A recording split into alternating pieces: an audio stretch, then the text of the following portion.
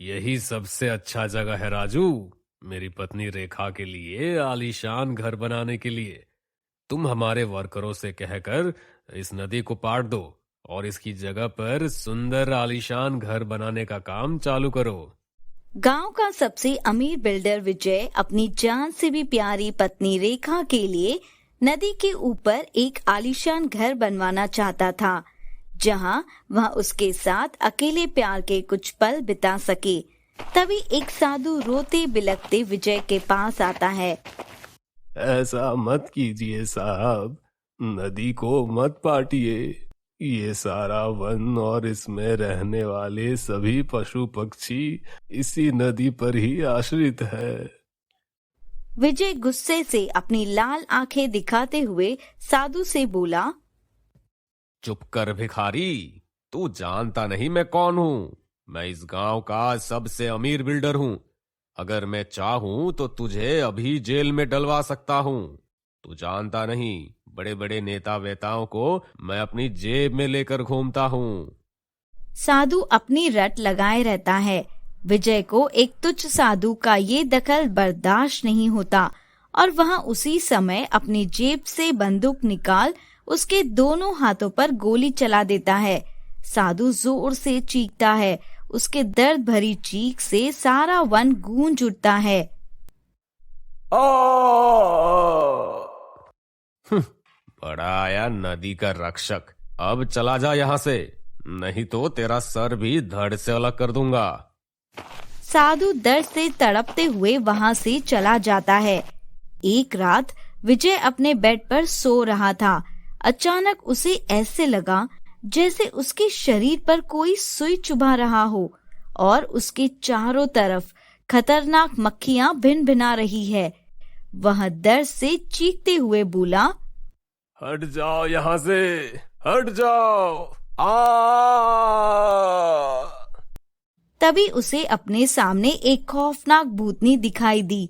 एक डरावनी हंसी हंसते हुए विजय से बोली, मैं आ गई तुझे तेरे पापों का फल देने। अब तुझे मुझसे कोई भी नहीं बचा सकता, कोई भी नहीं। हा हा हा हा हा। कौन हो तुम? तुम इंसान तो नहीं लगती, फिर कौन हो तुम? मैं हूँ इच्छाधारी भूतनी, तेरा काल। हा हा हा हा। ये बोल वहाँ इच्छाधारी भूतनी विजय की गर्दन काट देती है। विजय का सर जमीन पर गिर जाता है और उसका धड़ पलंग पर छटपटा रहा होता है।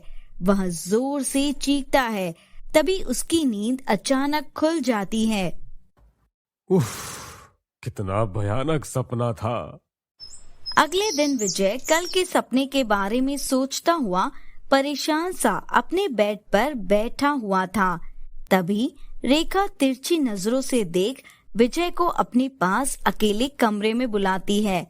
आइए जी, चलिए उस सुनसान कमरे में चलते हैं, कोई अच्छी सी रोमांटिक मूवी देखने। मैंने सारा इंतजाम कर दिया। विजय मुस्कुराते हुए रेखा के पीछे चलने लगता है। रेखा अपनी पायल छनकाते एक एक कदम पीछे लेते हुए खिड़की के बाहर हवा में चलने लगती है।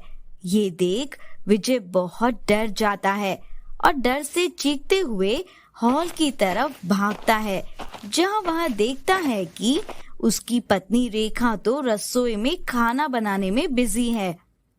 अरे रेखा, अगर तुम यहाँ हो तो फिर ऊपर कौन था?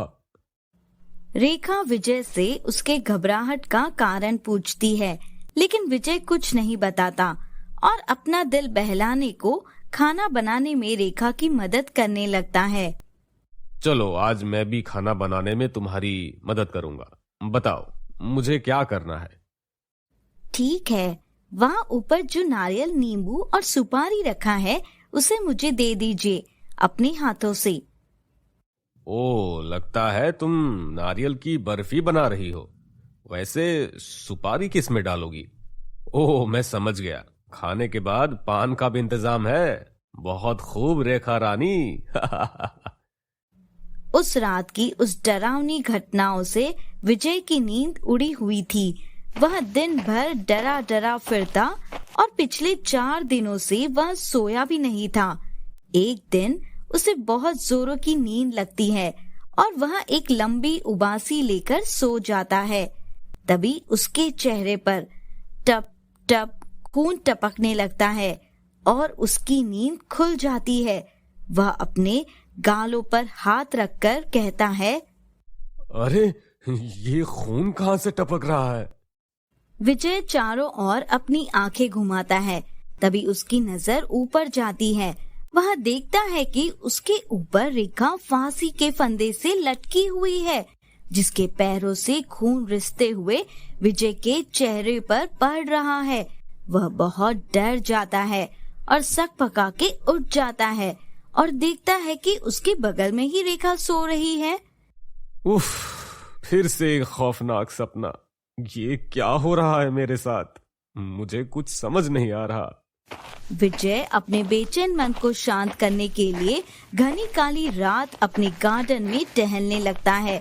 तभी उसकी नजर रेखा पर पड़ती है, जो रात में ही उगने वाले चांदनी के फूलों को समेट रही थी। विजय के आश्चर्य का ठिकाना नहीं रहता। अरे रेखा, तुम यहाँ? फिर ऊपर मेरे पलंग पर कौन सोया है? पता नहीं विजय, मैं तो यहाँ कब से फूल तोड़ रही हूँ। ये देखो। रेखा विजय को फूल दिखाती हुई उससे एक कपड़ा मांगती है, तोड़े हुए फूलों को रखने के लिए। विजय आसपास कोई कपड़ा न देखकर रेखा को अपना कपड़ा ही फाड़कर दे देता है, जिसका रंग लाल होता है। रेखा वह लाल कपड़ा पाकर बहुत खुश होती है और एक डरावनी हंसी हंसते हुए एक हवा के झोंके के साथ हवा में उड़ जाती है। हा हा हा हा हा हा हा हा हा हा, मैं हूँ इच्छाधारी भूतनी, तेरा काल। हा हा हा हा हा। विजय ये देख बहुत डर जाता है और चीखते हुए अपने कमरे में जाता है, जहाँ रेखा विजय के वही लाल कपड़े जो उसने गार्डन में दिए थे वहाँ ओढ़े सोई हुई थी। ये क्या हो रहा है मेरे साथ? अगर रेखा यहाँ है तो वहाँ कौन थी? मुझे हर जगह रेखा का छलावा क्यों दिख रहा है? विजय पलंग पर सो रही रेखा के चेहरे से वह लाल कपड़ा हटाता है। कपड़ा हटाते ही उसके होश उड़ जाते हैं। वह देखता है कि रेखा एक कंकाल में बदल चुकी है, जिनके ऊपर ढेर सारी मक्खियां भिनभिना रही है। विजय उसे उठाने की कोशिश करता है, लेकिन उसका हाथ रेखा के आर पार निकल जाता है। ये देख वह बहुत डर जाता है। उठो रेखा, ये तुम्हें क्या हो गया है? उठो, मुझे जवाब दो। तभी विजय को गार्डन से रेखा की वही डरावनी हंसी की गूंज सुनाई देती है। विजय गार्डन में जाता है और रेखा से उसके हंसने का कारण पूछता है। रेखा अपनी सुर्ख लाल आंखों से विजय की तरफ देखती है। आओ आओ, मेरे साथ आओ आओ आओ, हा हा हा हा हा। विजय को अचानक एक झटका लगता है और वह किसी कठपुतली की तरह रेखा के वशीभूत हो जाता है और उसके पीछे चलते चलते उसी नदी के पास वह शमशान में पहुंच जाता है, जहां वह देखता है कि वही साधु जिसे उसने गोली मारी थी, वह रेखा की वही लाश को जो कुछ देर पहले विजय के बेड पर थी, उसे अपने सामने रख इच्छाधारी भूतनी का मंत्र पढ़ रहा है। इच्छाधारी भूतनी आगच्छ वशात स्वाहा, इच्छाधारी भूतनी आगच्छ वशात प्रहरात स्वाहा। साधु के चारों ओर नींबू, नारियल, सुपारी और विजय का वही लाल कपड़ा था जो विजय ने रसोई और गार्डन में अपनी पत्नी रेखा को दिया था। विजय को देख साधु एक खौफनाक हंसी हंसता है और कहता है कि आ गया दुष्ट, आखिरकार इच्छाधारी भूतनी को मैंने अपने वश में कर ही लिया। अब तुझे मरने से कोई नहीं बचा सकता। मुझे माफ कर दो साधु महाराज, तुम जो कहोगे मैं वही करूंगा। तुम्हारी सारी कुटिया सोने चांदी से भर दूंगा। बस तुम मुझे और मेरी पत्नी रेखा को छोड़ दो, हमें जीवन दान दे दो प्लीज। साधु विजय की दुर्दशा देख गुस्से से आग बबूला हो बोला, तेरी पत्नी रेखा तो कब की मर चुकी है दुष्ट।